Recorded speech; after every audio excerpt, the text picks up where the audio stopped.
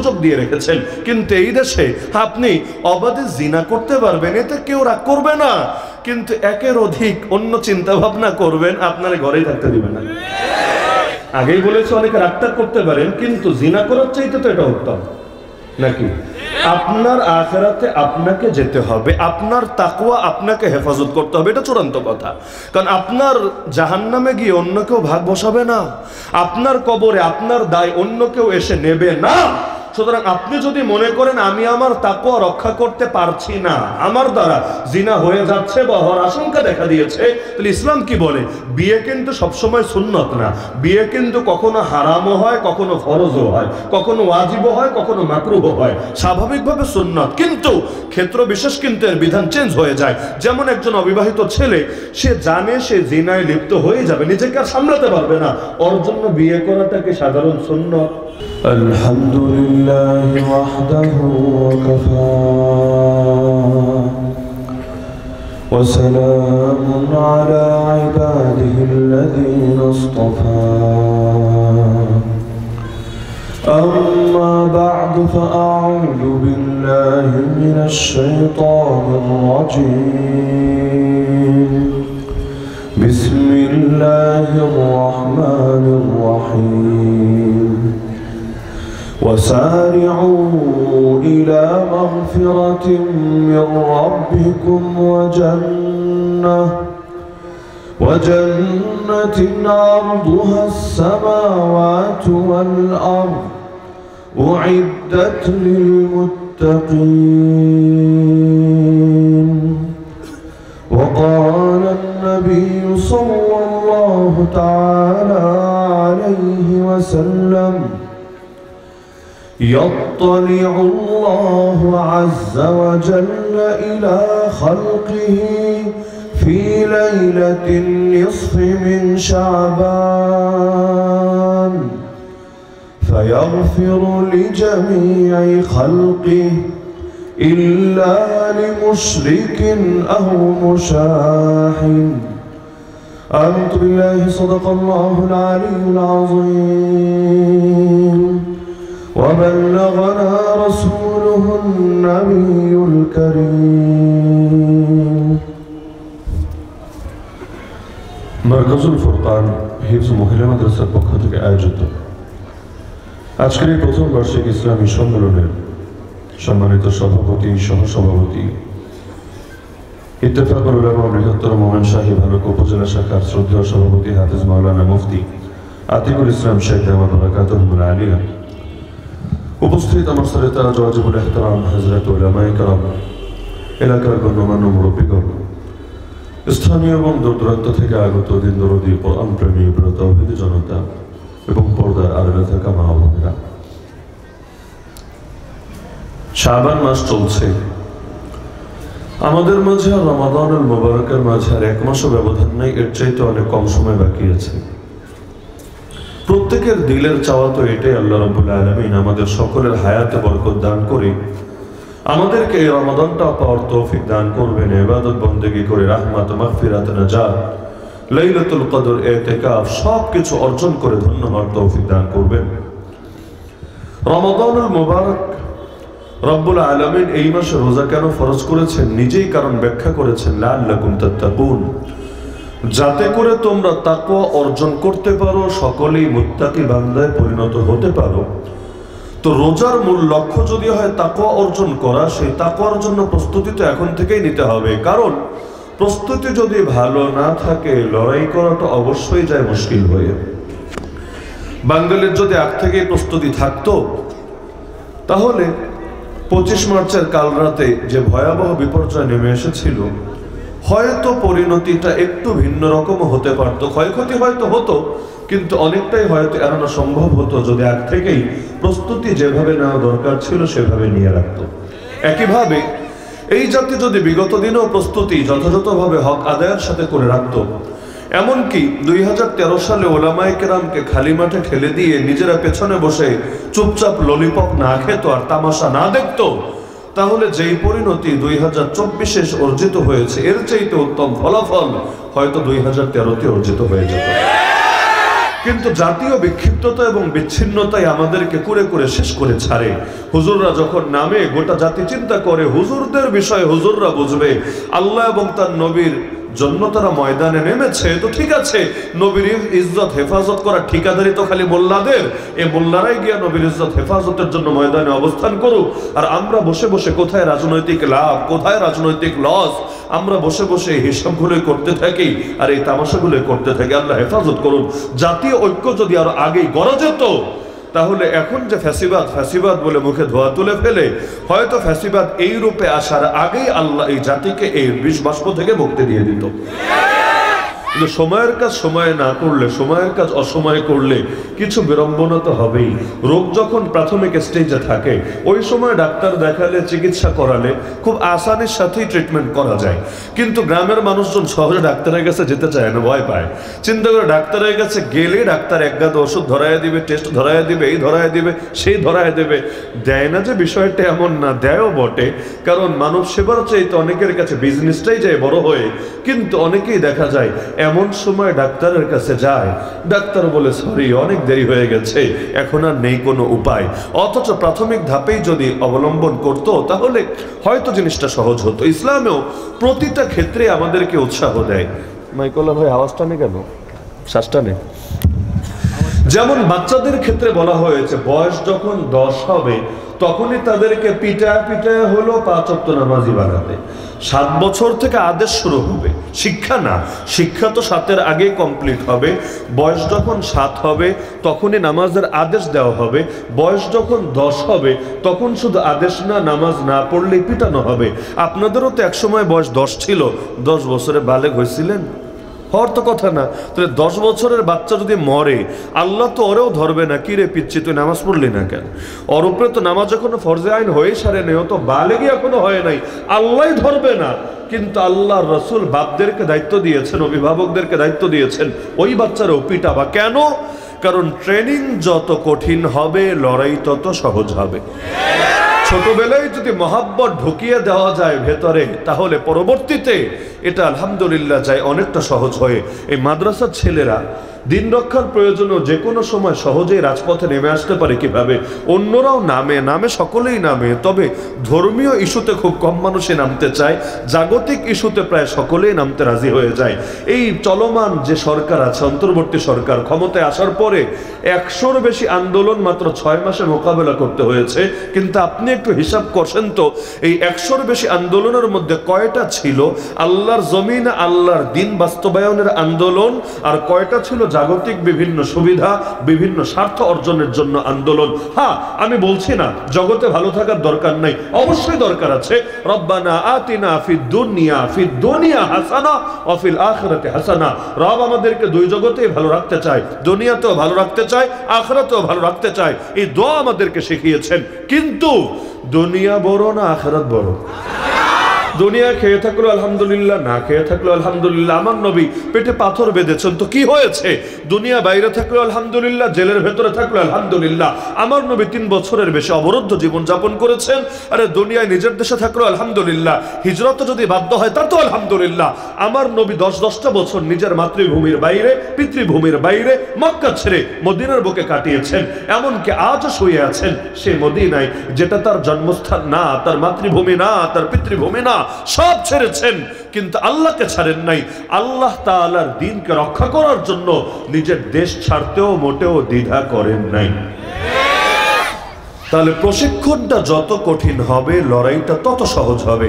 আমাদের মাদ্রাসার ছেলেদের ওই ছোটবেলা থেকেই একটা প্রশিক্ষণ ঢুকে যায় দিলের ভেতরে, যে জীবন তো একটাই, আল্লাহর নামে কোরবান করে দিই। যেদিন মাদ্রাসা আমরা ভর্তি হই ওই দিনই মাথায় আছে আমার আর উকিল হওয়ার, ব্যারিস্টার হওয়ার, এই দুনিয়ার এই পদের অধিকারী হওয়ার, ওই পদের অধিকারী হওয়ার, এইগুলোর সুযোগ নাই। মাদ্রাসায় এসেছি মানে নিজের ভবিষ্যৎকে নিজের হাতেই জবাই করেছি। এবার আমার জীবন ওয়াকফ করে দিলাম আল্লাহর নামে। আমার দ্বারা যদি যদি দ্বীনের কিছু ফায়দা হয়, উম্মার কিছু ফায়দা হয়, আলহামদুলিল্লাহ, এটাই বড় প্রাপ্তি, এটাই সবচাইতে বড় সৌভাগ্য।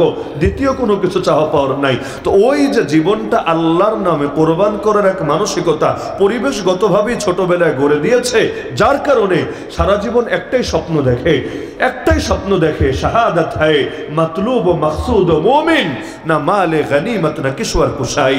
আল্লাহ একটা জান দিয়েছেন, যদি শাহাদাত অর্জন করতে পারি, আল্লাহর জন্য জান কোরবান করতে পারি, আলহামদুলিল্লাহ, এর চাইতে বড় সৌভাগ্য আমার জন্য কি হতে পারে? তাহলে ওই জন্য ছোট বাচ্চারেও নামাজের প্রশিক্ষণ দেওয়া হয় করা ভাবে, যাতে করে যখন ফরজ হয় তখন যাতে নামাজটা না ছোটে।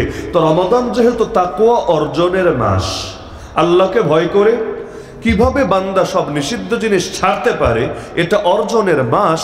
তাহলে প্রস্তুতিটা তো একটু আগ থেকেই শুরু করা দরকার। নামাজ জামাত শুরু হলো ধরেন 7:45 আছে, আচ্ছা, কিন্তু আপনারা প্রস্তুতি কিন্তু একটু আগে শুরু করেন নাই? একটু আগে মাইক বন্ধ হয়েছে, গিয়েছেন, উজু করেছেন, এসে কাতারে বসেছেন। এমনকি উজুর সাথে যতক্ষণ কাতারে বসে আসলেন নামাজের অপেক্ষায়, পুরো টাইম কিন্তু নামাজের সওয়াব লেখা হয়েছে। ইন্তেজারে সালাত, নামাজের অপেক্ষায় থাকা স্বতন্ত্র আমল, স্বতন্ত্র ইবাদত। নামাজ পড়লে যেমন সওয়াব, নামাজের অপেক্ষায় থাকলেও নামাজের সওয়াব। তাহলে এই যে প্রস্তুতি পর্বেরও আলাদা গুরুত্ব আছে। তো রমাদান যদি তাকওয়া অর্জনের মাস হয়, প্রথম দিন প্রথম মুহূর্ত থেকেই তো তাকওয়ার প্রশিক্ষণ চূড়ান্তভাবে আমাদের আদায় করতে হবে। তাহলে এর জন্য মানসিকভাবে প্রস্তুতি এখন থেকেই তো নিতে হবে। এজন্য আম্মা জান আয়েশা রাদিয়াল্লাহু তাআলা আনহা বলেন, আমি আল্লাহর রাসূল সাল্লাল্লাহু আলাইহি সাল্লামকে দেখি নাই তিনি রমাদান ছাড়া আর কোনো মাস পুরোটা রোজা রেখেছেন। পুরো মাস শুধু একটা মাসে রোজা রেখেছেন, সেটা হলো রমজান। এছাড়া দ্বিতীয় কোনো মাস পুরোটা রোজায় কাটান নাই। তবে আমি নবীকে দেখেছি বাকি 11 মাসের ভেতরে সবচাইতে বেশি রোজা তিনি শাবান মাসে রেখেছেন, সবচাইতে বেশি। তার মানে রমাদানের পরে এই শাবানে রোজা রাখার পরিমাণটা আল্লাহ রসুলের সবচাইতে বেশি ছিল, যেটা একাধিক হাদিস দ্বারা প্রমাণিত। সাহাবী উসামা বিন যায়েদ রাদিয়াল্লাহু আনহু, আল্লাহ নবীর পালক পুত্র ছিলেন যায়েদ বিন হারেসা, যার নাম কোরআনেও আছে। ওই যায়েদ বিন হারেসার পুত্র হলো উসামা, যাকে হিব্বুর রাসূল বলা হয়। আল্লাহ রসুল বলেন, মান আহাব্বানি ফালিউহিব্বা উসামা, যে আমাকে ভালোবাসে সে যাতে উসামাকেও ভালোবাসে। আজকাল তো আবার উসামা বললে সবাই খালি একজনটাই বোঝে, রিমান্ডে পর্যন্ত, এমনকি জেল থেকে যেদিন মুক্তি দিবে 1 বছর জেল খাটার পর, ওদিন পর্যন্ত জেলার এমনকি গোয়েন্দা সংস্থারও যারা এসেছিল জিজ্ঞাসাবাদে, খালি এইটাই প্রশ্ন, কমন একটা প্রশ্ন, জেলার ডেপুটি জেলার এজেন্সির লোকেরা, আপনার নাম উসামা কেন? তা আমার নাম উসামা কেন? এটা কি কোনো প্রশ্ন নাকি? খালি এদের চিন্তা হলো। এমনকি আমাকে ডেপুটি জেলার বলছে যে ডিজিএফআইও পেরেশান এটা নিয়ে, যে আপনার নাম উসামা কেন, আর আপনাকে আবার পত্রপত্রিকায় বাংলার উসামা লিখে রিপোর্ট করেছে কেন? তো বাংলার ওসামা লিখেছে না ইন্ডিয়ার ওসামা লিখেছে না পাকিস্তানের ওসামা লিখেছে, আমি জানবো কিভাবে? আমি তো ভরে আছি লালগুদামের ভেতরে, তা আমি নিজেই তো জেলে, বাইরে পত্র পত্রিকায় কি লেখে এটা আমি কিভাবে জানবো? আর আমার নাম ওসামা কেন, এই প্রশ্ন আমারে করাটাই তো অনর্থক। এখন তারা বলছে না না, চিন্তার বিষয় হলো ওই যে ওসামা বিন লাদেন। আমি বলি ওসামা শুনলেই খালি বিন লাদেনের কথা মাথায় আসে কেন? ওসামা শুনলে নবীর সাহাবীর নামটা মাথায় আসে না কেন? কারণ ওসামা তো নবীর নাতি, হাসান হোসেন যেমন নাতি, ওসামাও নাতি। হাসান হোসেন আলী রাদিয়াল্লাহুর পুত্র, ওসামা জায়েদের পুত্র, যে জায়েদকে আল্লাহ রসুল পালক পুত্র ছিল, এবং এক সময় জায়েদ বিন মুহাম্মদ বলা হতো। জায়েদ বিন মুহাম্মদ, মুহাম্মাদের বেটা জায়েদ। পরে যখন কোরআনে আয়াত নাজিল হলো যে তোমরা সবাইকে তার জন্মদাতা বাপের নামেই ডাকবা, উদউহুম লিআবাইহিম হুয়া আকসাতু ইনদাল্লাহ ফাইন লাম তা'লামু আবাআহুম ফাইখওয়ানুকুম ফিদ্দীন। ওই আয়াত নাজিল হওয়ার পর উসামা বিন মুহাম্মদ শব্দের পরিবর্তে অন্য শব্দে ডাকা হলো, কিন্তু জায়েদ বিন মুহাম্মাদের পরিবর্তে তাকে অন্য শব্দে ডাকা হলো। তাহলে দেখা যাচ্ছে যে জায়েদের সাথে নবীর সম্পর্ক এত ঘনিষ্ঠ ছিল, এবং তার পুত্র ছিল উসামা, যাকে বলা হয় হিব্বুর রাসূল, নবীর ভালোবাসার পাত্র, নবীর প্রিয় ভাজন। সেই উসামা নবীকে প্রশ্ন করলেন, ইয়া রাসূলুল্লাহ, আপনি শাবান মাসে এত বেশি কেন রোজা রাখেন? মাস তো আরো আছে, শাবান মাসে এত বেশি কেন রোজা রাখেন? নবী 2টা ব্যাখ্যা দিলেন। এক হাদিসের মধ্যেই নবী 2টা ব্যাখ্যা দিলেন। প্রথম ব্যাখ্যা হলো, যাকা শাহরুন ইয়াগফুলুন নাস আনহু বাইনা রাজাবিন ওয়া রমাদান। এটা হলো এমন একটা মাস, যেই মাসটা রজব মাস আর রমজান মাসের মাঝামাঝি, আর এটার ব্যাপারে অধিকাংশ মানুষ গাফলতির শিকার। রমজানের ব্যাপারে তো মানুষের আলাদা আগ্রহ আছে মাশাআল্লাহ। এমনকি মজার বিষয়, ফরজ নামাজ যেমন জোহর নামাজ ফজর নামাজটা ফরজ। এই ফরজ নামাজের ব্যাপারে আমাদের যতটা আগ্রহ, রোজা রমজানের দিনে তারাবি যেটা ফরজও না, ওয়াজিবও না, সুন্নতে মুআক্কাদা, ওইটার ব্যাপারে আমাদের আগ্রহ কিন্তু এর চেয়ে আরো বেশি। অথচ আপনি গরমের দিনে জোহরের নামাজে আসবেন, এক ইমাম বলে গিয়েছেন, আমার নামটা স্মরণ নেই, 1000 বছর আগের ব্যক্তি, আপনি এই যে রোজা রমজানের দিনে তারাবির নামাজ যে আগ্রহ নিয়ে পড়ছেন, এই তারাবির নামাজের এত বেশি আগ্রহের চাইতো আল্লাহর কাছে ওই যে স্বাভাবিক দিনে গরমের দিনে জোহরের নামাজে যখন আসেন, কপাল থেকে যখন ফোঁটা ফোঁটা ঘাম ঝরে পড়ে, এরকম এক এক ফোঁটা ঘামের দাম আল্লাহর কাছে অনেক বেশি। ফরজ ফরজই, আর বাকি যা আছে ওগুলো বাকি যাই। ফরজের সাথে পৃথিবীর কোনো কিছু তুলনীয় হবে না, হওয়া সম্ভব না। যেমন রমজানে যদি কেউ রোজা না রাখে, পরে যদি সারা জীবন বসে কাজা আর কাজা, কাফার আর কাফারও আদায় করে, ওই হাজার হাজারটা মিলেও একটা ফরজ রোজার সমান কশ্চিন কালেও হবে না, হওয়া সম্ভবই না। কিসের সাথে কিসের তুলনা? সবকিছুর সাথে সবকিছুর তুলনাই হয় না। তাহলে এই যে রমজানের ব্যাপারে তো এমনি পাবলিকের গুরুত্ব থাকে আলহামদুলিল্লাহ। আর রজব মাস, আরবিতে ওই যে হিজরি যে মাসগুলো আছে, এর মধ্যে 4টা মাসকে বলা হয় হারাম মাস, সম্মানিত মাস, বিশেষ মর্যাদাপূর্ণ মাস। এগুলোর সম্মান শুধু এই শরীয়তে না, একেবারে পৃথিবী সৃষ্টির সূচনা লগ্ন থেকে এর সম্মান আছে। কোরআনে আল্লাহ জানান সূরা তাওবায়, ইন্না ইদ্দাতাশ শুহুরি ইনদাল্লাহ 12 শাহরান ফি কিতাবিল্লাহ ইয়াওমা খালাকাস সামাওয়াতি ওয়াল আরদ মিনহা আরবাআতুন হুরুম। যেদিন আল্লাহ সবগুলো আসমান ও জমিন সৃষ্টি করেছেন, সেদিন থেকে আল্লাহর কাছে মাসের গণনা হলো 12টা মাস। এর মধ্যে 4টা মাস বিশেষ সম্মানের অধিকারী। 4 মাসের মধ্যে অন্যতম মাস হলো রজব মাস। তো সম্মানিত মাস হওয়ার কারণে এটার সম্মান তো দিতে এমনিও বাধ্য, অমনিও বাধ্য। কারণ সম্মানিত জিনিসের সম্মান রক্ষা করতে হয়। কেউ যদি রক্ষা না করে, এর দায় একান্ত তার। যেমন ওলামায়ে কেরাম সম্মানিত নাকি সম্মানিত না? কেমন সম্মানিত? তারা নবীর ওয়ারিস। আপনি আমার সাথে ভালো করে কথা বলেন বা না বলেন, কিন্তু আমার বাচ্চাটারা যদি একটু আদর করেন, একটু যদি আপনি তাকে স্নেহ করেন, তাহলে আপনি কিন্তু আমার হৃদয়ে, এমনকি বাচ্চার মায়ের হৃদয়েও জায়গা করে নেবেন। কিন্তু যদি এমন হয় যে আমারে খুব মহব্বত দেখান, কিন্তু বাচ্চাটার সাথে যা তা ব্যবহার করেন, তাহলে আমারে যতই ভালো মন্দ কথা বলেন, আমার দিলে কিন্তু কষ্ট থাকবে। অনেক সময় এমন হয়, ভিড়াভিড়ের মধ্যে অনেকে দেখা করতে আসে। এই যেমন ধরেন, যখন বয়ান শেষ করে নামবো, একটা ভিড় হয় না, প্রচন্ড ভিড়। এর মধ্যেও দেখা যায় অনেকে বাচ্চা নিয়ে আসে যে হুজুর একটু দোয়া করে দেন, একটু তার জন্য আপনি শুভকামনা জানিয়ে দেন, ইত্যাদি ইত্যাদি। তা আমি চেষ্টা করি যতই ভিড় হোক, যদি কেউ বাচ্চা নিয়ে আসে, ওই ভিড়ের ভেতরে যতটুকু পারি বাচ্চাটাকে একটু মূল্যায়ন করতে। কেন? কারণ বাচ্চারে মূল্যায়ন করলে বাপ ভাবে আমারে মূল্যায়ন করেছে। আর যদি এমন হয় যে বাচ্চাটার অবজ্ঞা করেছে, সে ছোট, তাকে দূর দূর করে তাড়িয়ে দিয়েছে, বাপের দিলেও কষ্ট লাগে। আমার এখনো মনে পড়ে, এই যে মাহফিলের ময়দানে এখন ওয়াজ করি, এখন তো বক্তাই হয়ে গেছে, যদিও আমার এগুলো কোনো কালে কল্পনাও ছিল না যে একযোগে বক্তা হব। কিন্তু আমার একটা কথা এখনো মনে পড়ে, সেই ছোটবেলায় আমরা ওয়াজ শুনতে আসতাম। আগে তো এত বেশি ওয়াজ হতো না, এখন তো দেশে ওয়াজ আর ওয়াজ, ওয়াজ আর ওয়াজ, অভাব নেই। আগে ওয়াজ ছিল কম, কিন্তু যেগুলো ছিল মানুষ এটা ঐতিহ্যের মতো, একটা সংস্কৃতির মতো করে এগুলোকে গ্রহণ করত। 10 গ্রাম 20 গ্রামের লোক একেবারে পুরো বছর অপেক্ষায় থাকতো। এমনকি এখনো এই ময়মনসিংহেও কিছু মাহফিল এমন আছে, একেবারে দেখা যায় মেয়েরা যাদের বিয়ে হয়েছে, এরা পর্যন্ত বেড়াতে আসে ওই ওয়াজগুলো উপলক্ষ করে, আলাদা একটা ঐতিহ্য। তা আমরাও সিলেট আলিয়া মাঠে একটা ওয়াজ হয়, যেখানে আল্লামা অলিপুরি সাহেব 3 দিন ব্যাপী তাফসীর করেন। সে ছোটবেলা থেকে, আমরা যখন একদম ছোট, তো ওখানে হাত ধরে ধরে যেতাম। আর ওই মাঠেই আরো একটা ওয়াজ হতো, কার ওয়াজ আমি নাম নাই বলি, সেখানেও আমরা গুরুত্বের সাথে নিয়মিত আসতাম। তো এখন একদিন স্বাভাবিকভাবে এমন হতো, যখনই আসতাম হুজুরের সাথে নিয়মিত দেখা হতো, বাবা নিয়ে যেতেন, রুমেই হোক অথবা স্টেজেই হোক, আগে হোক পরে হোক, দেখা করতাম। তো বাচ্চা মানুষ তো, তখন আবেগটা কিন্তু একটু বেশিই থাকে, বাচ্চাদের ইমোশনটা একটু অন্যরকমই থাকে। ওই যে যিনি বয়ান করতে আসতেন, একটু মাথায় হাত বুলিয়ে দিতেন, একটু দোয়া করে দিতেন যে হ্যাঁ তুমি কি পড়ো, হেফজখানায় পড়ো, আচ্ছা ভালো করে মেহনত করো, আল্লাহ একদিন অনেক বড় বানাবে, এই টাইপের কথা বলতেন। দিলটা অনেক বড় হয়ে যেত। কিন্তু একবার দেখা গেল যে যিনি দোয়া দিতেন তিনি দুনিয়া থেকে চলে গেলেন, ইন্তেকাল করলেন। তার পুত্র আসলে এবার ওয়াজে। এখন ওয়াজে যখন আসলো, বাবা যেহেতু সবসময় দোয়া নেয় এবং বিশেষ কোনো দলীয় লোক না, কিন্তু আলেমদের মহাব্বতে যে আলেমরাই পায় একটু বাচ্চার জন্য দোয়া নেয়। আপনারাও আছেন না অনেকে, যে হুজুর যেই হোক কিন্তু বাচ্চার জন্য একটু দোয়া নেওয়ার চেষ্টা করেন, দোয়া চেয়ে থাকেন। তো নিয়ে আসলো। এখন আশা তো এটাই যে আগে যেভাবে দোয়া পেতো আজকে ওইভাবে দোয়া পাবে। কিন্তু দেখা গেল লাস্টে, আমি এখানে কাউকে দোষ দেওয়ার জন্য এটা বলছি না, কিন্তু ওই স্মৃতিটা এখনো মনে পড়ে। ওয়াজ শেষ, এখন এই স্টেজের উপরেই আছেন।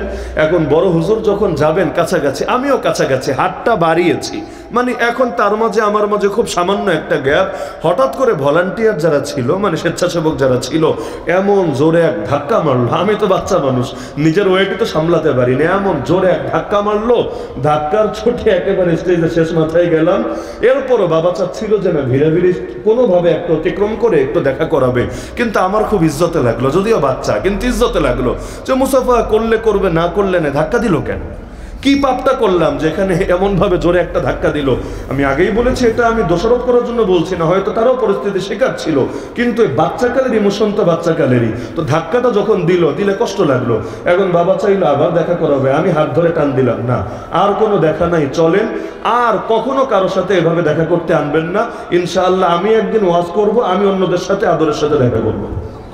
তো রাগ থেকে বলেছিলাম, মানে ওই সময়, এখনো আমি বলছি এটা সিরিয়াস কোনো কথা না, ওই সময় বালেগি হয়নি, বাচ্চা মানুষ, বয়স কত হবে 7 থেকে 8, এর চাইতে বেশি না, 7 থেকে 8, হেসখানায় মাত্র পড়া শুরু করেছি, কিন্তু একটা ক্ষোভ জন্মেছিল ভেতরে যে লাগবে না দোয়া, ইনশাআল্লাহ আর কারো সাথে আমি যতটুকু পারি মোলাকাতের চেষ্টা করব। তো এখন ঝামেলা যেটা হয়, আমরা ওই মোলাকাত করতে গিয়ে মাঝে মাঝে পকেট হাওয়া হয়ে যায়, আর হুজুরদের পকেটে নাকি বরকত থাকে, এই জন্য চোরেরাও বিশেষ মূল্যায়ন করে, হুজুরের মাল বলে কথা, বরকতি মাল ঘরে রাইখা দিল আলাদা সম্মান, এজন্য কেউ হাতের সাথে মুসাফাহা করে, কেউ পকেটের সাথে মুসাফাহা করে। এরপরও চেষ্টা করি, যদিও অপারগতা স্বীকার করে সম্ভব না, এই হাজার হাজার লাখ লাখ মানুষ সবার মন রক্ষা করা আসলে চাইলেও সম্ভব না, তো যতটুকু না হলে না চেষ্টা করি। তো দেখা যায় মূল্যায়নের আলাদা একটা দাম থাকে। তাহলে রজব এই মাসটাকেও লোকে মূল্যায়ন করে সম্মানিত হওয়ার কারণে, রমাদান এই মাসটাকেও লোকে মূল্যায়ন করে সম্মানিত হওয়ার কারণে, মাঝখানে চিপায় পড়ে গেছে শাবান মাস, কারণ এটা ওই 4 সম্মানিত মাসের মধ্যেও নাই, রমজানের সাথে তার তুলনায় চলে না। তো নবী বলে এই মাসের ব্যাপারে লোকে যেহেতু গাফেল থাকে, এজন্য আমি বেশি করে রোজা রাখি এই মাসে, এই মাসটাকে বিশেষ মূল্যায়ন করার জন্যে। হ্যাঁ, মাসের মূল্যায়ন করলে কি হবে? উম্মতের গাফলতি ভাঙবে।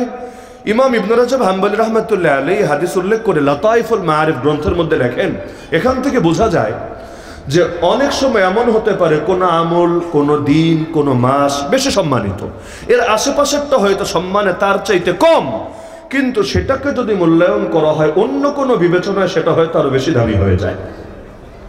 এজন্য নেতৃস্থানীয় ব্যক্তি যারা, তাদের জন্য উচিত হলো যদি সমাজে কোনো বিষয়ে মানুষের গাফলতি দেখা দেয়, তারা সেই কাজটা, সেটা মুস্তাহাব হতে পারে, সুন্নত হতে পারে, যাই হোক, সেই কাজটা যাতে তারা বেশি করে গুরুত্বের সাথে করে, যাতে করে মানুষের গাফলতিটা ভাঙে। উদাহরণ দিলে বহু দেওয়া যাবে, কিছুতে হয়তো কষ্ট পাবেন, আর কিছু হয়তো স্বাভাবিকভাবে নিতে পারবেন। আগে স্বাভাবিক উদাহরণ দেই, পরে কষ্টের উদাহরণ দেই। কেউ অভিশাপ দিয়েন না, যারা সামনে আছেন তারাও না, যারা পর্দার আড়ালে আছে তারাও না, কারণ কথা যেহেতু এসেছে উদাহরণ না দিলে ক্লিয়ার হবে না।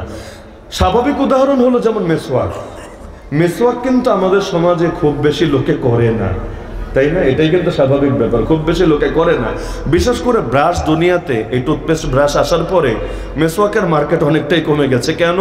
কারণ কাজ তো হয়ে যাচ্ছে, 12 ঘন্টা পর পর ব্রাশ করে, রাতে ঘুমাতে যাওয়ার আগে, সকালে নাস্তা করার পরে, মুখে দুর্গন্ধ হয় না অনেকের, স্বাভাবিকভাবে চলে যাচ্ছে। তো ওই একটার দ্বারা যেহেতু কাজ হচ্ছে, এজন্য অন্যটারে বাদ দিয়ে দিয়েছে, মেসওয়াকের কদরটা কমে গেছে। কিন্তু আল্লাহ রাসূল মেসওয়াককে এত মহব্বত করতেন, এত মহব্বত, যখন আমার নবী মুমূর্ষ অবস্থায় শায়িত, ওই হাদিস সবাই জানেন, সহিহ বুখারীতে আছে, তখনও কিন্তু আমার নবী গুরুত্বের সাথে মেসওয়াক করেছেন। আম্মা জান আয়েশা বলেন, আমার ভাই আব্দুর রহমান বাসায় ঢুকলো, আল্লাহ রসুল তার দিকে তাকালেন, তার হাতে একটা ডাল ছিল, মানে মেসওয়াকের জন্য, মেসওয়াক হিসাবে ব্যবহার শুরু হয় নাই, এখনো এটা ব্যবহার হয় নাই, এরকম একটা ডাল ছিল। নবী বারবার তাকাচ্ছিলেন, কিন্তু কথা বলতে নবীজের কষ্ট হচ্ছিল, কিছু বলছিলেন না, কিন্তু বারবার তাকাচ্ছিলেন। তা আপনি যদি কোনো একটা জিনিস আসলে গুরুত্বের সাথে তাকান, এটা কিন্তু অন্যরা বুঝে ফেলে। আর আম্মা জান আয়েশা তো তার স্ত্রী, সবচাইতে আদরের স্ত্রী, তিনি তো বুঝবেনই। তিনি বললেন, ইয়া রাসূলুল্লাহ, আমি কি আপনার জন্য মেসওয়াকটা নিব? তিনি ইশারা দিলেন, কথা বলতে পারছেন, ইশারা দিলেন, আম্মা জান আয়েশা নিলেন, নেওয়ার পর রাসূলের হাতে দিলেন।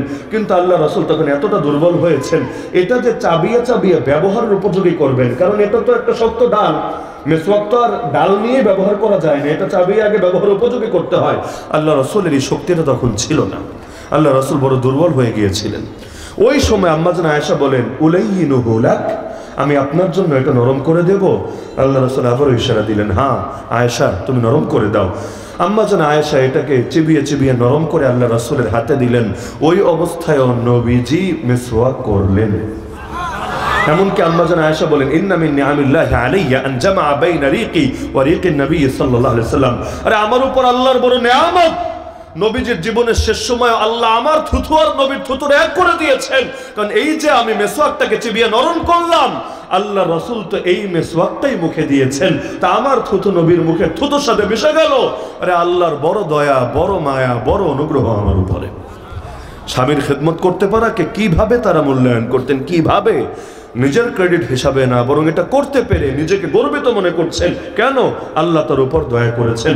তো এই কি পরিমাণ গুরুত্বপূর্ণ হলো ওই অবস্থায় যখন আল্লাহ নবী বারবার, সামনে একটা পেয়ালা ছিল, পেয়ালার ভেতর পানি রাখা ছিল, নবী বারবার হাত দিচ্ছিলেন, পানি উঠিয়ে চেহারা মুছে ফেলছিলেন, আর নবীজি বলছিলেন, লা ইলাহা ইল্লাল্লাহ ইন্না লিল মাউতি সাকারাত, লা ইলাহা ইল্লাল্লাহ ইন্না লিল মাউতি সাকারাত। আল্লাহ ছাড়া আর কোনো মাবুদ নাই, নিশ্চয়ই মৃত্যুর রয়েছে অনেক যন্ত্রণা, নিশ্চয়ই মৃত্যুর রয়েছে অনেক যন্ত্রণা। আমার রাসূল একদিকে এগুলো বলছিলেন, তারপর তো এতটাই দুর্বল হলেন যে কথা বলাটাও তার জন্য কষ্টকর হয়ে যাচ্ছিল, ওই সময়ের কথা। তো মেসওয়াক কি পরিমাণ গুরুত্বপূর্ণ হলে ওই হালতেও মানুষ মেসওয়াক করার কথা ফিকির করে। এখন বলতে পারেন ব্রাশ এসেছে, এখন মেসওয়াকের কি দরকার আছে? না রে ভাই, যত যাই আসুক না কেন, বিয়ে করেছেন, শ্বশুর আব্বা কপালে জুটেছে, তো কি হয়েছে? তাই বলে নিজের বাপের গুরুত্ব কি কমে গেছে? আপনার বাপ আপনার বাপই, আর শ্বশুর বাপ শ্বশুর বাপই, আর পীর বাপ পীর বাপই। একটা আরেকটার বিকল্প হবে না, একটা দিয়ে আরেকটার কাজ হবে না, প্রতিটার আলাদা মর্যাদা থাকতে হবেই। ওই ইন্ডিয়ানরা, এমনকি রবি ঠাকুর যে জাতীয় সঙ্গীত লিখে গেছে, এখানে দেখেন না দেশে বলে মা মা মা, বাপ কিন্তু বলে না ও মা ও মা ও মা, আছে না জাতীয় সঙ্গীতের লাইনে লাইনে। এখন ওরা তো ঠিক আছে, ইন্ডিয়ানরা এমনি মা প্রিয়, বাঙালিরা যেমন বাপ প্রিয়।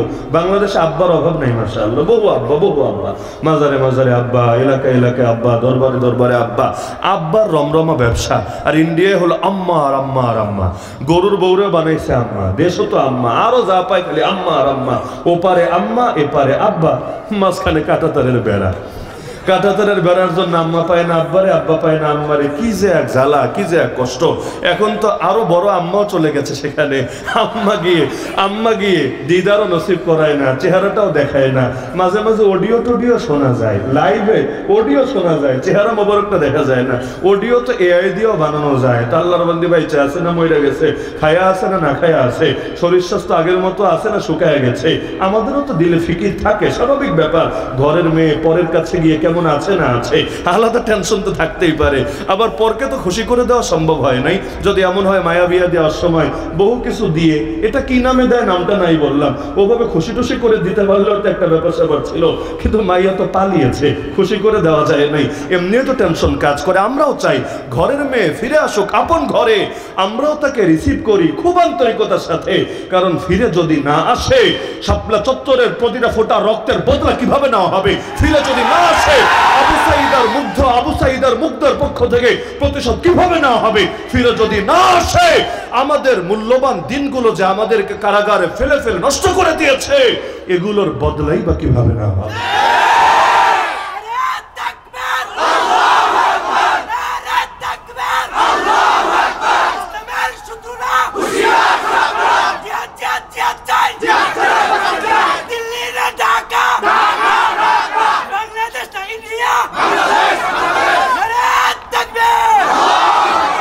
তাহলে এই হাদিস থেকে বোঝা যায় যে যে কোনো আমল যদি সমাজে কমে যায়, সুন্নত যদি ধীরে ধীরে আমলটা নাই হয়ে যায়, নেতৃস্থানীয় ব্যক্তিরা বিশেষ গুরুত্বের সাথে করা দরকার, যাতে অন্যরা উৎসাহিত হয়। মেসওয়াক নিয়ত করে ফেলেন এখন থেকে।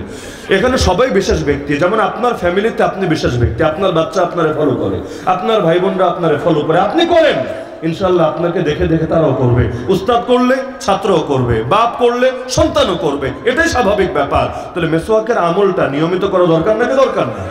ঘোড়া, যেমন ঘোড়া, এই যুগে ঘোড়া কিন্তু তেমন কাজে লাগে না, কিন্তু নবী বলেছেন ঘোড়ার কপালে কিয়ামত পর্যন্ত কল্যাণ লেখা থাকবে। আল খাইরু মাকুদুন ফি নাওয়াসিহাল খাইরু ইলা ইয়াউমিল কিয়ামা। তার মানে যুগ উন্নত হয়ে গেলে তখন মোটরসাইকেল দিয়ে ঘোড়া সওয়াব আদায় হবে এমন না। সুতরাং ব্রাশ যতই আসুক, আরে 12 ঘন্টা পর পর না 2 ঘন্টা পর পর যদি করেন, ব্রাশি, মেসওয়াকি, এই ডালের গুরুত্ব কখনোই হারায় যাবে না।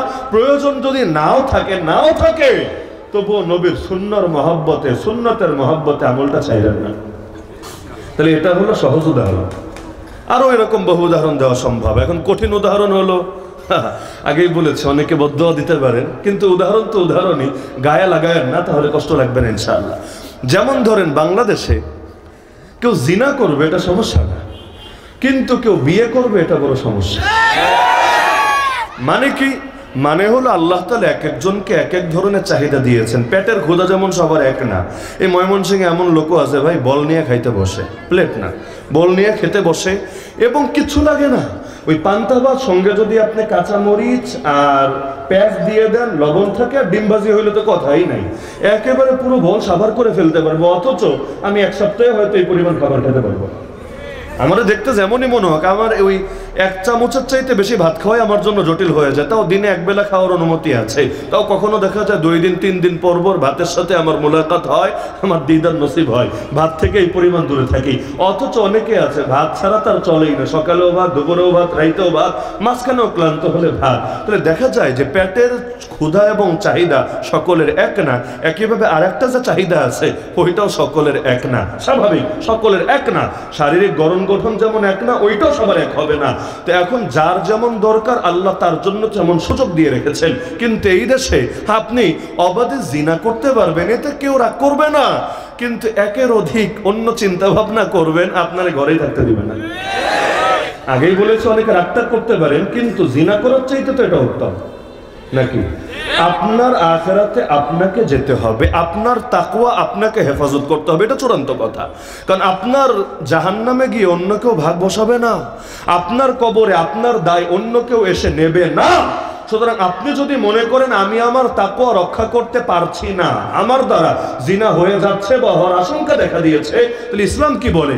বিয়ে কিন্তু সবসময় সুন্নত না, বিয়ে কিন্তু কখনো হারামও হয়, কখনো ফরজও হয়, কখনো ওয়াজিবও হয়, কখনো মাকরুহও হয়। স্বাভাবিকভাবে সুন্নত, কিন্তু ক্ষেত্র বিশেষ কিন্তু এর বিধান চেঞ্জ হয়ে যায়। যেমন একজন অবিবাহিত ছেলে, সে জানে সে জিনায় লিপ্ত হয়ে যাবে, নিজেকে আর সামলাতে পারবে না, ওর জন্য বিয়ে করাটাকে সাধারণ সুন্নত? আলেমদের থেকে ফতোয়া নিয়ে সাধারণ সুন্নত না, বরং ওর জন্য এর চাইতেও বেশি যদি নিশ্চিত থাকে যে জিনা হয়ে যাবে, ওর জন্য ফরজ। যদি নিশ্চিত না, তবে প্রবল ধারণা আছে, ওর জন্য ওয়াজিব। আর স্বাভাবিকভাবে বিয়ে করলেও চলে, করলে একটু আসান হয়, না করলেও খুব একটা সমস্যা না, নিশ্চিত জিনায় লিপ্ত হবে না, ওর জন্য সুন্নত। তো বিধানটা সকলের জন্য এক থাকে না। আর একাধিক বিয়ে কারোর জন্য নাজায়েজও হতে পারে, কারো মাথায় এমন সমস্যা ওই এক বোর হকি আদায় করে না, আর 2টা 3টা হইলে তো আর কোনো খবরই থাকবে না। তাহলে বাচ্চাদের ক্ষেত্রেও, বাচ্চা 2টা হলেও বাচ্চার মধ্যে ইনসাফ জরুরি, জানেন না? বাচ্চা যদি 2টা হয়, বাচ্চার মধ্যে ইনসাফ জরুরি। যদি ইনসাফ না করে কিয়ামতের দিন আল্লাহর কাছে ধরা খাবে। যেমন হাদিসে, বুখারীতে হাদিস আছে, সাহাবী নোমান বিন বাশীর রাদিয়াল্লাহু আনহু হাদিস, সেখানে দেখা যাচ্ছে যে তার বাবা চাচ্ছে একটা সন্তানকে অনেক বিশাল দান করবে, তার বিশাল বাগান টাগান আছে, এক সন্তানকে দিয়ে দিবে, আরেকটা দিবে না। তো বউ রাজি না, মানে বাপের বউ যে অর্থাৎ সন্তানের মা রাজি না। এখন নবীর কাছে বিচার নিয়ে আসছি, ইয়া রাসূলুল্লাহ, আমি আমার পোলারে আমার মাল দিতে চাই, আমার বউ তো মানে না, তো বউ বাদ, আপনারই সাক্ষী বানাইলাম, মানে বউ সাক্ষী লাগবে না, আপনারই সাক্ষী বানালাম, আপনি এ ব্যাপারে সাক্ষী থাকেন, আমি আমার অমুক বাচ্চাটার এই মালগুলো দিয়ে দিলাম। নবী বলেন, আচ্ছা তোমার কি আরো বাচ্চা আছে? হ্যাঁ আছে। অন্যদেরকেও দিয়েছো? না ইয়া রাসূলুল্লাহ, অন্যদেরকে দেই নাই, ও আমার বেশি প্রিয়, জন্য ওরে দিয়ে দিচ্ছি। নবী বললেন, এই জুলুমের ব্যাপারে আমার সাক্ষী বানাইতে আইসো না, বরঞ্চ ইত্তাকুল্লাহ ওয়াদিলু ফি আওলাদিকুম, বুখারীর শব্দ, ইত্তাকুল্লাহ ওয়াদিলু ফি আওলাদিকুম, আল্লাহকে ভয় করো, বাচ্চাদের ব্যাপারে সমতা রক্ষা করো। তাহলে বাচ্চাও যদি 2টাও হয়, সমতা জরুরি নাকি জরুরি না? আজকাল তো আবার এমন হয়, বাচ্চা 2টা 3টা 4টা, একটারে দিচ্ছে মাদ্রাসায়, বাকিগুলোর স্কুলে, যেটারে মাদ্রাসায় দিচ্ছে ওইটারে গুনেই না, ওইটার জন্য পয়সাও খরচ করতে রাজি না, এটা মানুষের ক্যাটাগরি মনে করে না। কেন? কারণ যেই গরুরে আদর করলে ভালো করে দুধ পাবে, ওই গরুরে না আদর সোহাগ করবে, কিন্তু যেইটা থেকে দুধের আশা নাই, তাহলে ওইটারে পাইলে পয়সা কি করবে? হয় না? এমন বহু অভিজ্ঞতা আছে। আমরা যদি শিক্ষকতা করি, বহু রকম কারগুজারি আছে। একই ফ্যামিলি, স্কুল কলেজে যেটারে দিছে মাথায় তুলে রাখে, আর মাদ্রাসায় যেটারে দিছে এটারে মানুষে মনে করে না, এটারে নিজের বাচ্চাই কেমন জানি মনে করে না। বিশাল বৈষম্য, ফ্যামিলির মধ্যেও সাম্য থাকে না, বিশাল বৈষম্য। তো একাধিক বাচ্চা হলো সমতা ফরজ নাকি ফরজ না? এটা সুন্নাত টুন্নাত না, একেবারে ফরজ। ফরজ নাকি ফরজ না? অবশ্যই ফরজ, ইনসাফ। এখন সমতার জুজুর ভয় দেখিয়ে মানুষকে একাধিক বাচ্চা নিতে উৎসাহিত করা যাবে না। একইভাবে একাধিক বউ যদি থাকে, তাদের মধ্যেও সমতা জরুরি, কোনো সন্দেহ নেই, ফরজ। কোরআনের আয়াত দ্বারাই প্রমাণিত, ফরজ। কিন্তু ওই সমতার জুজুর ভয় দেখিয়ে মানুষকে জিনায় আকৃষ্ট করে বিয়ে থেকে কিন্তু দূরে রাখা যাবে না। এজন্য অন্যান্য দেশে দেখা যায় যে পাকিস্তান থেকে কয়েকদিন আগেও দুইজন আলেম আসলেন না বাংলাদেশে, একজন মঞ্জুর বেঙ্গল হাফিজাহুল্লাহ আর একজন ইলিয়াস ঘুম্মান হাফিজাহুল্লাহ, 4টা করে বউ না, এবং সাক্ষাৎকার তো দিলেন ইলিয়াস ঘুম্মান স্যার, এমনকি বিদেশে গেলে পর্যন্ত। তাকে ওসমানী সাহেবরও তো আমরা দেখেছি বাংলাদেশে এসেছেন, একদম ফ্যামিলি নিয়ে এসেছেন। আমরা তো দেশে যারা ওয়াজ টস করি আমরা অত সময় দিতে পারি না, স্বাভাবিক কথা, কিন্তু আল্লাহর বান্দা এক দেশ থেকে আরেক দেশে এসেছেন, একা আসেন নাই, ফ্যামিলি নিয়ে এসেছেন। ফজর পরে জগিংয়ে বের হচ্ছেন, ফ্যামিলি সহ বের হয়েছেন, ঘুরতে যাচ্ছেন, ফ্যামিলি সহ ঘুরতে যাচ্ছেন, এভাবে তাদেরকে সময় দিয়েছেন। আলহামদুলিল্লাহ সুম্মা আলহামদুলিল্লাহ। তাহলে যদি এমন হয় সমাজে এই জিনা নিয়ে মানুষের কোনো সমস্যা নাই, কিন্তু ইসলামের বৈধ বিধান নিয়ে চুলকানি আছে যারা নেতৃস্থানীয়। কারা নেতৃস্থানীয় না বললাম, পরে আবার রাগ করবেন আমার উপরে, এবং তাদের ফ্যামিলির লোকের আমার উপর চূড়ান্ত খেপা থাকবে, কি হুজুর নিয়ে আসে, তাও আবার মহিলা মাদ্রাসার মাহফিলে, কি হুজুর নিয়ে আসছে, এই হুজুর যাতে আর ভুলেও না ঢুকতে পারে ভালুকার মাঝে, সাবধান। সুতরাং আমি বিধান বলছি, আমি কাউরে খেপায় দিচ্ছি না। আপনারা পর্দার আড়ালে যারা আছেন খেপেন না যে আমাদের স্বামীরা হুজুর উস্কে দিচ্ছে কিনা, আমি উস্কে দিচ্ছি না, আমি স্বাভাবিক বিধান বলছি যে যেখানে প্রয়োজন থাকবে সেখানে এই পরিবেশটা অন্তত এই দেশে করা দরকার। 2টা পরিবেশে করা দরকার। 1 নম্বরে যারা জিনায় লিপ্ত হওয়ার আশঙ্কা আছে তারা যাতে শরীয়ত মেনে একাধিক বিয়ে করতে পারে, তবে একাধিক বিয়ে করে টাল্টি বাল্টি করবা, একটারে পায়ে আর একটারে আবার বইলা যায় সদর বদর করবা না। এটার ব্যাপারে সামাজিক এমন সচেতনতা লাগবে, সেটা পঞ্চায়েত আছে, সালিশ কমিটি আছে, আলেম ওলামারা আছে, মুরব্বীরা আছে, একেবারে বাইরে আলিফের মতো সোজা করে ছাড়বে। যদি একাধিকটা করো একাধিকের হক আদায় করবে, এভাবেই করবা, না হলে নতুন একটারে পায়া পুরানটারে ভুইলা যাবা, অথবা পুরানটা চাপে পড়া নতুনটারে ছাইরা দিবা, এটার কোনো সুযোগ নাই। তবে গোপনে বিয়ে করার কোনো অনুমতি ইসলামে নেই। বিয়ে আর জিনার মধ্যে পার্থক্য এখানে, জিনা হয় গোপনে, বিয়ে হয় প্রকাশ্যে। এজন্য নবী বলেছে বিয়ে করবা মসজিদে, ওয়াজআলুহু ফিল মাসাজিদ। শুধু তাই না, দফ বাজাবা। দফ মানে কি, ওই এলান দিবা, একেবারে বাইরে এলাকা শোনাবা, এই শোনো আমি বিয়ে করেছি, অমুক দিন বিয়ে হয়েছে। এজন্য মসজিদে বিয়ে হয়, খেজুর দিয়ে দেয়, কেন? এটা আনন্দটা ভাগাভাগি করে নেবে, প্রকাশ্যে দায়িত্ববোধের সাথে এই কাজটা করবে। এই গোপন বিয়েগুলোর কারণে ইদানিং ঝামেলা হয়, একাধিক বিয়ে নিয়ে লুকায় বিয়ে করে, কুল্লু জাদিদিন লাদিদুন। এরপর 1 মাস 2 মাস शादी करना शौक है, चंद रोजे का दौत है, फिर गले में तौक है, शादी मकुन। তো দেখা যায় এজন্য ওই লোকায় বিয়ে করে 1-2 মাস পর তারপর আবার আস্তে করে পালায় আসে। প্রথম পক্ষ থেকে কিছু চাপ তো থাকেই, খবরদার এভাবে কাউরে লোকায় বিয়ে করাতে দিবেন না।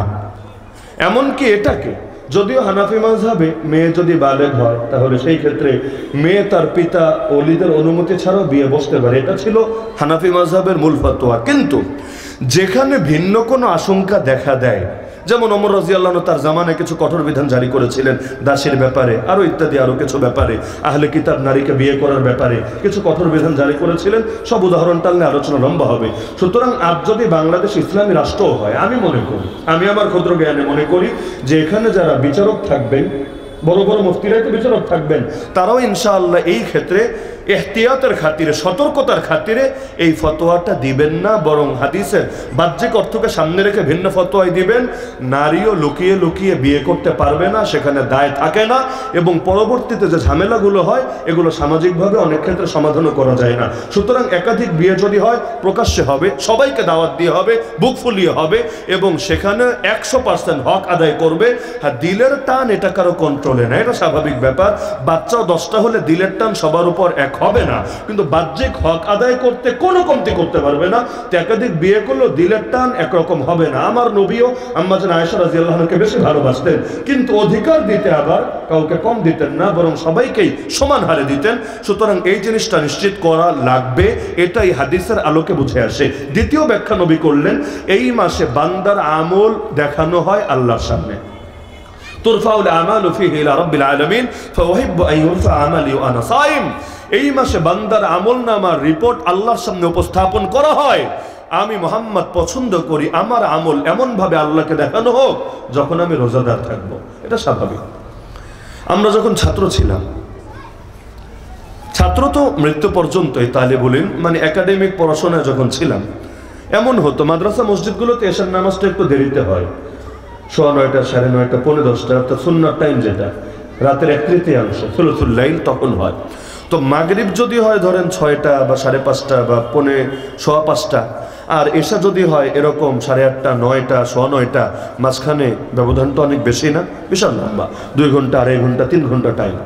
কতক্ষণ পড়া যায়? একটা ক্লান্তি তো আসে। আর মাগরিবের পরের পড়াটা আর ফজরের পরে পড়াটাই আমাদের ছাত্রদের জন্য মূল পড়া। এই সময় মেধাও ভালো কাজ দেয় এবং মুখস্থ করাটাও সহজ হয়। তো দেখা যেত ধরেন মাগরিবের পর পড়তে বসেছি, 1 ঘন্টা 1.5 ঘন্টা 2 ঘন্টা পড়ছি, একটু তো ক্লান্তি আসেই, মানুষ তো একটু তো ক্লান্তি আসেই।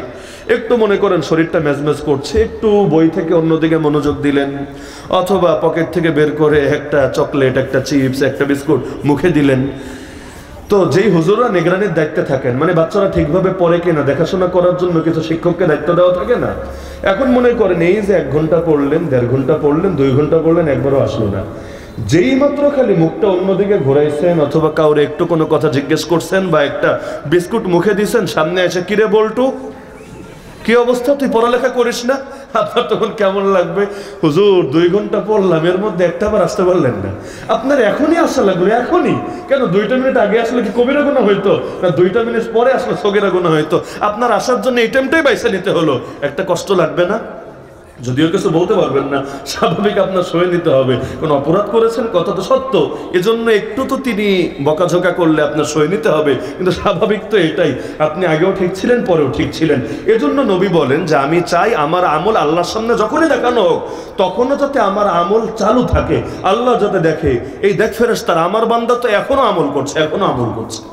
তো এখন জিকির তেলাওয়াত আর কতক্ষণ করবেন? এজন্য রোজা এমন একটা আমল, ওই দিনের শুরু থেকে সূর্যাস্ত পর্যন্ত প্রতিটা মুহূর্তে সওয়াব লেখা হচ্ছে।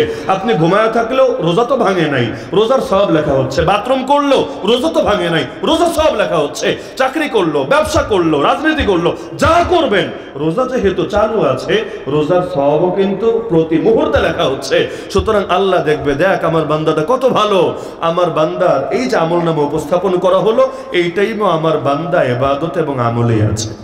যদিও আল্লাহ সবই দেখেন, আল্লাহ সব মুহূর্তের কথাই জানেন, কিন্তু যেই টাইমে রিপোর্টটা দেখানো হলো ওই টাইমে আমলটা রানিং, এটার তো আলাদা একটা মুগ্ধতা কাজ করবে।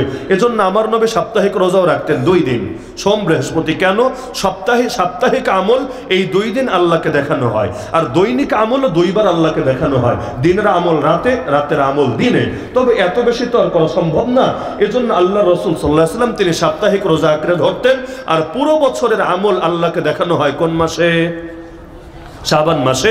সুতরাং শাবান মাসেও আল্লাহ রাসূল সাল্লাল্লাহু আলাইহি ওয়াসাল্লাম বেশি করে রোজা রাখতেন। সুতরাং আমার প্রত্যেকের প্রতি অনুরোধ থাকবে, শাবানে একটু বেশি রোজা রাখেন। খালি শবে বরাতের রোজা না,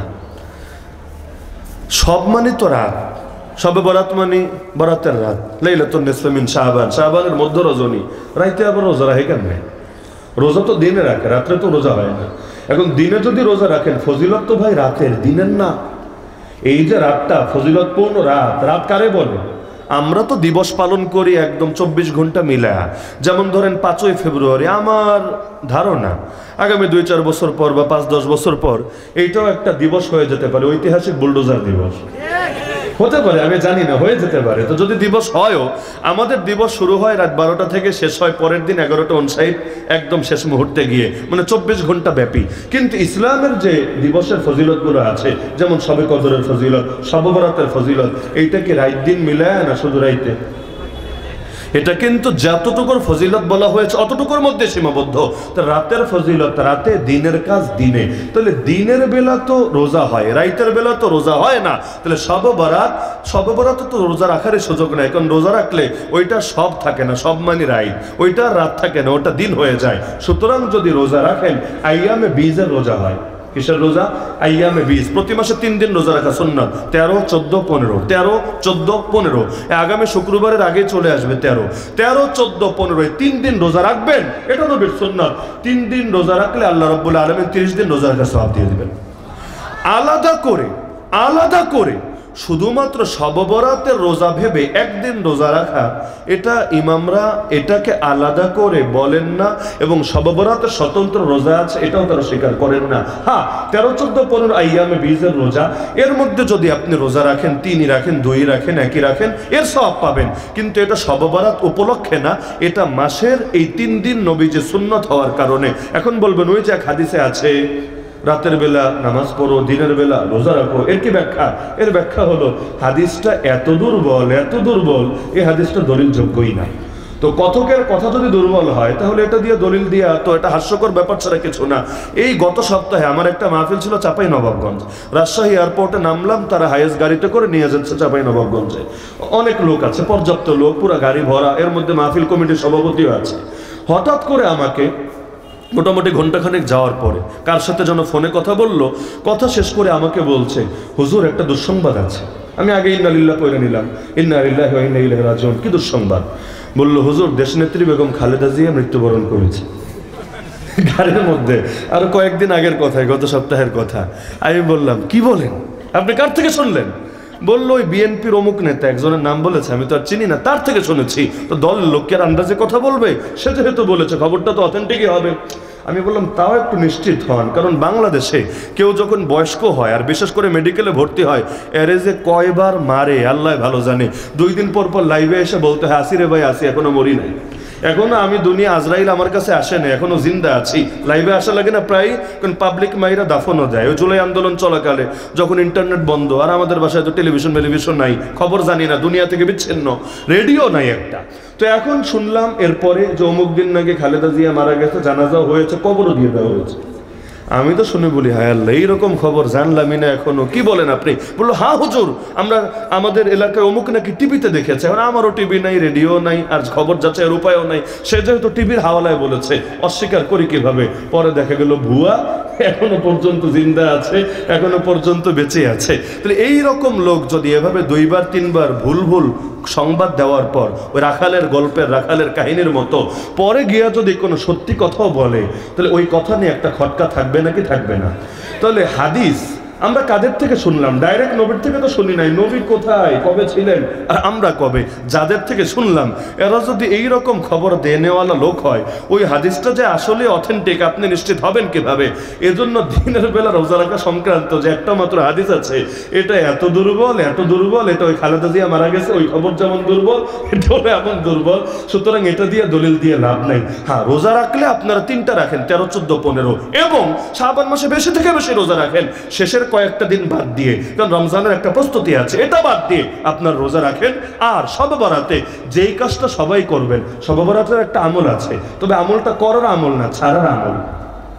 সবাই খোঁজে করার আমল, নামাজ কয় রাকাত, অথবা জিকির কেমনে কি করবো, ইত্যাদি ইত্যাদি। কিন্তু হাদিস সহিহ ইবনে হিব্বান এবং সুনানে বাইহাকির শাআবুল ঈমান লিল ইমাম বাইহাকির মধ্যে হাদিস আছে, সেখানে নবী বলেছেন, আল্লাহ তাআলা শাবানের মধ্য রজনীতে তার সমস্ত বান্দার দিকে নজর দেন, এরপর তার সমস্ত বান্দাকে ক্ষমা করে দেন, তবে 2 শ্রেণীকে ক্ষমা করেন না। يطلع الله عز وجل إلى خلقه في ليلة النصف من شعبان فيغفر لجميع خلقه إلا لمشرك أو مشاهد। বোঝা গেল শবে বরাতের রাতে ঘুমায়া থাকলেও কেউ ক্ষমা পাইতে পারে, আর সারা রাত নামাজ পড়েও কেউ ক্ষমা থেকে মাহরুম থাকতে পারে। কারা? যারা 2 ক্যাটাগরির অন্তর্ভুক্ত, ওদের ক্ষমা নাই, বাকিদেরকে আল্লাহ ক্ষমা করবেনই করবেন। এই হাদিস থেকে প্রমাণিত হচ্ছে কোন 2 ক্যাটাগরির ক্ষমা নাই। 1 নম্বরে হলো মুশরিক, যারা শিরিকে লিপ্ত। আজকে থেকে নিয়াত করেন আমরা সকল শিরিক ছাড়বো, বড় শিরিকও করব না, ছোট শিরিকও করব না। ছোট শিরিক মানে লোক দেখানোর জন্য আমল করা, ছোট শিরিক। বড় শিরিক মানে আল্লাহর গুণ আর অধিকারে বান্দারে ভাগ দিয়ে দেওয়া। যেমন গায়েব জানেন কে? আপনি বললেন অমুক হাত দেখে ভাগ্য বলতে পারে, এটাও শিরিক। ভাগ্য পরিবর্তন করতে পারেন কে? আপনি বললেন অমুকের হাত থেকে, অমুকের কাছ থেকে একটা পাথর এনে হাতে পড়লে, অনেক ব্যবসায়ী এমন আছে আঙ্গুল 10টা, আংটি পরে 12টা। কেন? এই আংটিতে এটা হবে, এই আংটিতে এটা হবে, আর কত ফজিলত এক এক আংটির। আংটিওয়ালার কাছে গেলে আপনারা বোঝায় দিবে, এই আংটি পড়লে মনের মানুষকে কাছে পাবা, এই আংটি পড়লে দাম্পত্য জীবনে সুখী হবা, এই আংটি পড়লে বিদেশে যাওয়ার ভিসা হবে। হায় রে ফজিলত! দুনিয়ার সবার ভাগ্যে ঠিকাদারি নিয়ে বসে আছে, ওর ভাগ্যটাই খালি আটকে আছে, ও নিজের ভাগ্যটারে পাল্টাতে পারছে না, বাকি সবার ভাগ্যরে একেবারে পরিবর্তন করে উল্টে দিচ্ছে। তাহলে এইরকম কেউ যদি মনে করে শিরিকে আছে, একইভাবে বিধান দেওয়ার ক্ষমতা কার? আর বাংলাদেশের মানুষ বিধান দেওয়ার ক্ষমতা দিয়ে রেখেছে কারে? আজও পর্যন্ত সংবিধানে লেখা সকল ক্ষমতার মালিক নাকি জনগণ। নাউযুবিল্লাহ। এই সংবিধানের উপর যারা ঈমান এনেছে, এটা হেফাজত করার ঠিকাদারি যারা নিজের কাঁধে তুলে নিয়েছে, আর এটা নিয়ে কথা বললে যারা নিয়ে জেলে ভরার হুমকি ধমকি দিয়ে থাকে, তোমরা শবে বরাতে আমল করতে করতে কপালে দাগ ফেলে দিলেও হাদিস তোমাদের ব্যাপারে স্পষ্ট বলেছে তোমাদের ক্ষমা নাই। কেন? শিরিক এখনো ছাড়তে পারো নাই। সুতরাং শিরিক ছাড়তে হবে। ক্ষমতার মালিক কে? বিধান দেওয়ার মালিক কে? সৃষ্টি করেছেন যিনি, বিধানও দিবেন তিনি। স্বাভাবিক ব্যাপার, আমার ঘরে আমার কথা চলবে, আমার বাচ্চাকে আমি আমার মতো চালাবো। তুমি যদি তোমারটা চাপাতে আসো আমার উপরে, লড়াই কিন্তু হবেই। এই জমিনের স্রষ্টাকে, আরে আমার ঘর বলে আমি তো কোনো মালিকই না, আমি তো নকল মালিক। তা আসল মালিক যিনি, জমিন তার, সুতরাং বিধানও চলবে তার। তোর যদি তোর বিধান চালাতে মনে চায়, নিজে একটা জমিন বানায় নে, এরপর যা মনে চায় কর গিয়ে। কিন্তু আল্লাহর জমিন আল্লাহর কথাই চলবে, আল্লাহর বিধানে চলতে হবে।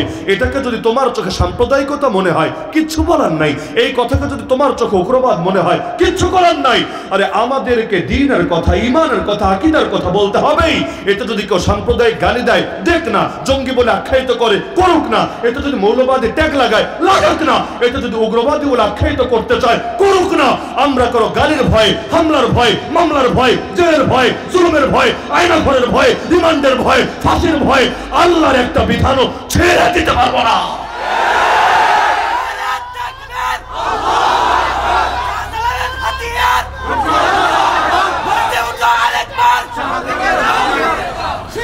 সুতরাং শিরিকের ব্যাপারে জিরো টলারেন্সে আসতে হবে, আর হিংসা বিদ্বেষ ছাড়তে হবে। মুসলমানের প্রতি কোনো হিংসা দিলে রাখা যাবে যাবে না। হিংসা দূর করে দিতে হবে। নজর, এটাও হিংসা। আরে আমার বাচ্চাটা এরকম, ওরটা এরকম কেন? আমার পোলায় রোল নাম্বার এত, আর পোলায় এমন কেন? আরে আমার সংসারে সুখ নাই, ও খালি ফেসবুকে বললো ছবি আপলোড দেয় কেন? অথবা আমি তো কোথাও ঘুরতেও যাইতে পারি না, গেলেও সুখ পাই না, খালি ঝামেলা ঝগড়া। ও কাপড় ব্লগ বানায় কি সুখী দেখাচ্ছে নিজেরে, তাহলে ও এমন কেন? এই যে নজর নজর নজর, এই নজরটা মূলত হিংসা। হিংসা যে করে ও শেষ, যারে করে ও শেষ, দুইজনই ক্ষতিগ্রস্ত হয়। যদিও হিংসা আমাদের জাতীয় রোগ। জাতীয় রোগ কেন? বাংলাদেশের জাতীয় খেলা জানি কি? হাডুডু। হাডুডু এত খেলা থাকতে এটাই পছন্দ হইল? এই খেলা তো ব্রিটিশ শিখায় গেছে এমন না, এই খেলা পাকিস্তানিরা চাপিয়ে দিয়ে গেছে এমন না। হাডুডু। নিজেও উঠতে পার, যদি নাও পারি তোরে কিছুতে আমি ছাড়বো না। 10 জন মিলে হলেও তোরে আটকায়া ছাড়বো, ল্যাং মেরে তোরে ফালাইয়া দিব, ধপাস করে তোরে এক আছার মারবো। আজীব এক সংস্কৃতি রে ভাই। নিজে ভালো থাকতে না পারলে নাই, কিন্তু অন্যরাও ভালো থাকতে দেবো না। আমাদের রাজনীতির বৈশিষ্ট্য হয়ে গেছে প্রতিহিংসার রাজনীতি। হিংসার হিংসার হিংসা। এমনকি আমাদের খাবার কি? মাছে ভাতে বাঙালি, নদী প্রধান দেশ, নদীমাতৃক দেশ। এখন নদীতে মাছ পাওয়া যায়, যদিও মাছের আগের টেস্ট এখন নাই, তারপরে মাছটা তো আমাদের একটা বিশেষ খাবার। তো মাছ খায়, মাছ খায়। ওই বড় মাছ যেমন ছোট মাছের গিলে খায়, মাছ খেতে খেতে যে একটু শক্তি পায় ও অন্যরে গিলে খায়। শেষ করি কথা দিয়ে, এই যে বাংলাদেশে এখন সবাই সবার মাল গিলে খাওয়া শুরু করেছেন গনিমত ভেবে। এটা যে গনিমত, এই ফতোয়া আপনারে কোন মৌলবী দিয়েছে? পয়েন্ট বুঝেন নাই? আন্দোলনের জায়গায় আন্দোলন, যুদ্ধের জায়গায় যুদ্ধ, লড়াইয়ের জায়গায় লড়াই। কিন্তু এই যে চুরি চামারি আর ডাকাতি যা চলে, কি চুরি চলে না? কিছু তো ব্যক্তিগত সম্পত্তি, কিছু তো পাবলিকের সম্পত্তি, মানে হলো রাষ্ট্রীয় সম্পত্তি। যেমন গণভবনে গিয়েই যা ঘটানো হলো, যদিও ক্ষোভের প্রকাশ, আমি এটা মানি, ক্ষোভের প্রকাশ, এবং ক্ষোভ থাকা অবশ্যই দরকার। যারা ক্ষোভ নেই আর কিছুই নাই। কিন্তু গিয়ে যে ফ্রিজের মাছটাও বের করে নিয়ে আসলো, এসি থেকে শুরু করে, ফ্রিজ থেকে শুরু করে, টেলিভিশন থেকে শুরু করে, কোনো একটা জিনিসও যে বাদ রাখলো না, সব নিয়ে আসলো। এগুলো কি ওই বেডির নিজের কিডনি বেচা পয়সা ছিল? না, এগুলো তো আমার আপনার করের টাকা ছিল। তো একবার যখন নিয়ে গেল, আবার যে যাবে ক্ষমতায় ওই বিল্ডিং এ থাকা শুরু করবে, ওর মনে হয় জিনিসগুলো আর লাগবে না। আচ্ছা লাগবে, ও নিজের কিডনি বেচা কিনবে, তাই না? না, আবারও আমার আপনার করের টাকা দিয়ে কিনবে। অথচ জিনিসগুলো থাকলে হয়তো আমার আপনার টাকাগুলো অন্য কোনো খাতে ব্যয় হতে পারতো, যার দ্বারা আমার আপনার উপকার হতো। এই যে নিয়ে গেলেন, পাবলিকের হক, সবার হক জড়িত এখানে, একজন দুজন না, পুরো বাংলাদেশের সব নাগরিকের হক এখানে জড়িত। আপনি একজনের উপর রাগ মেটাচ্ছেন, কিন্তু তার ব্যক্তিগত সম্পদ না। আপনি জাতীয় সম্পদকে শেষ করে দিলেন, পুরো জাতির থেকে ক্ষমা কিভাবে নেবেন? একজনেরটা হলে একজনের সাথে বোঝাপড়া করা যায়, কিন্তু পুরো জাতির থেকে কিভাবে নেবেন? তো সুতরাং ব্যক্তির রাগ ব্যক্তির উপর, আর জাতি জাতির জায়গায়। তো স্মৃতি হিসাবে আনলেন, ভালো কথা, কিন্তু নিজের কাছে স্মৃতি রাখার জন্য গোটা জাতির ক্ষতি তো করা যায় না। কিয়ামতের দিন এটার জন্য আল্লাহ ধরবেন এমন না। আর যুদ্ধ করলে যুদ্ধলব্ধ সম্পত্তি, যেটাকে গনিমত বলে, সেটা আলাদা। আর এখন যেটা হচ্ছে এটা আলাদা। যে কোনো আলেমের থেকে ফতোয়া যাচাই করে নেন, ওই গনিমতের উপরে এটাকে কিয়াস করে চালায় দিয়েন না। গনিমত গনিমতই, আর এটা এটাই। একটাকে আরেকটার সাথে মিলিয়ে তালগোল পাকিয়ে ফেলবেন না। বিস্তারিত আলোচনা আমি যাব না, আলোচনা লম্বা হবে। কিন্তু হিংসা করতে গিয়ে হালাল হারাম এগুলো গুইলা খায় ফেলেন না। আমাদের আবার আবেগের জায়গায় ফতোয়া চলে না, ফতোয়ার ঊর্ধ্বে চলে যায় আমরা। এমন একটা বাস্তবতা না, আবেগের জায়গায় আমরা ফতোয়া থাকি না, ফতোয়ার ঊর্ধ্বে চলে যাই। সুতরাং সাবধান, হিংসা বিদ্বেষ ছাড়তে হবে। আমরা যা করবো আল্লাহর জন্যই করবো। আমাদের লড়াই আল্লাহর জন্য, আন্দোলন আল্লাহর জন্য, সংগ্রাম আল্লাহর জন্য, আমার ব্যক্তি স্বার্থের জন্য না। কেউ ব্যক্তি স্বার্থের জন্য জিহাদে গেলে শহীদ হলেও জান্নাতে যেতে পারবে না। হাদিসে নাই কিয়ামতের দিন আল্লাহ 3 শ্রেণীর মুসলমানকে ধরে জাহান্নামে ফেলবেন, এর মধ্যে শহীদ আছে। কেন? ব্যক্তি স্বার্থে লড়াই করেছে, যশের জন্য, খ্যাতির জন্য, গনিমতের জন্য, পয়সার জন্য জিহাদ করেছে। তো ব্যক্তি স্বার্থে জিহাদে গিয়া মরলেও জান্নাত নসিবে জোটে না। আমাদের জিহাদ আল্লাহর জন্য, আমাদের শাহাদাত আল্লাহর জন্য, আমাদের বেঁচে থাকা আল্লাহর জন্য, আমাদের মরে যাওয়া আল্লাহর জন্য, আমাদের রাজনীতি আল্লাহর জন্য, আমাদের সব কিছু হবে একমাত্র আল্লাহর জন্য। এটাই মুমিন জীবনের সার্থকতা। সুতরাং হালাল হারাম ঠিক রাখেন, হিংসারে ছুঁড়ে ফেলে দিয়ে ইসলামী শরীয়ত যা বলে এর আলোকে করেন, ইনশাআল্লাহ দুনিয়াও সুন্দর, আখিরাতও সুন্দর। আল্লাহ সবাইকে তৌফিক দান করুন। আজকের মাহফিলে গুরুত্বপূর্ণ মেহমান মুফতি আশিকুর রহমান নোমানী হাফিজাহুল্লাহ চলে এসেছেন, অত্যন্ত গুরুত্বপূর্ণ আলোচনা করবেন। আমি আরো শর্ট করতে চেয়েছিলাম, আমার 9টায় থাকার কথা ময়মনসিংহ সদরে, কিন্তু আপনাদের মানে আগ্রহের অবস্থা দেখে আমার তো মন চাচ্ছে আরো 2-1 ঘন্টা কথা বলি। যদিও সুযোগ থাকতে আমি সেটা বলতাম, কারণ মাশাআল্লাহ ভালুকা পৌরসভা আমি আগে আসিনি, এই প্রথম। কিন্তু তারপর আগ্রহ দেখে মনে হচ্ছে মাশাআল্লাহ এই মানুষগুলোকে আল্লাহ তাআলা চাইলে দিনের জন্য কবুল করবেন। আল্লাহ সবাইকে তৌফিক দান করুন। আমিন।